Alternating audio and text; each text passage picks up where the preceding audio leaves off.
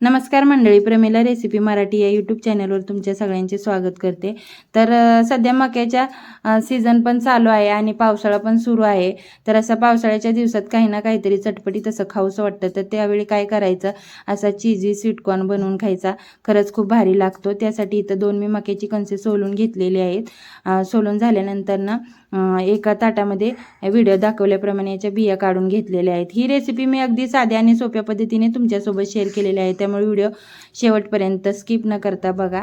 आणि त्यानंतर पॅन ठेवलेला, पॅन तापला की त्याच्यामध्ये 2 वाटी पाणी टाकून घेतलेलं आहे. पाणी गरम झालं की त्याच्यामध्ये सोलून घेतलेल्या बिया टाकून घेतलेल्या आहे. चवीनुसार मीठ टाकून घेतलेलं आहे आणि हळद टाकून घेतलेली आहे.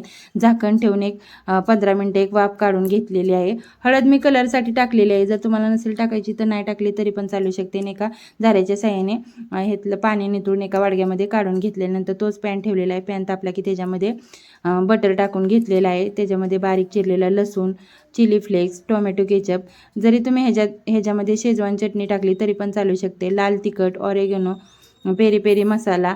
पेरी पेरी मसाला नसेल तर चाट मसाला टाकला तरी पण चालू शकते. आणि 1 मिनिटभर चांगला असा मसाला भाजून घेतलेला आहे. नंतर मसाला जळू नये म्हणून थोडं पाणी ओतून घेतलेलं आहे. हा व्हिडिओ तुम्ही कोणत्या गावातून किंवा शहरातून पाहताय मला कमेंट करून नक्की सांगा, म्हणजे मला पण समजेल की हा व्हिडिओ कुठपर्यंत पोहोचलेला आहे. अशा पद्धतीने पाणी ओतून घेतलेलं आहे. ही रेसिपी तुम्हाला कशी वाटली, एक छानशी नक्की मला कमेंट करून सांगा, म्हणजे मला नवनवीन रेसिपी बनवायला अजून प्रोत्साहन मिळेल.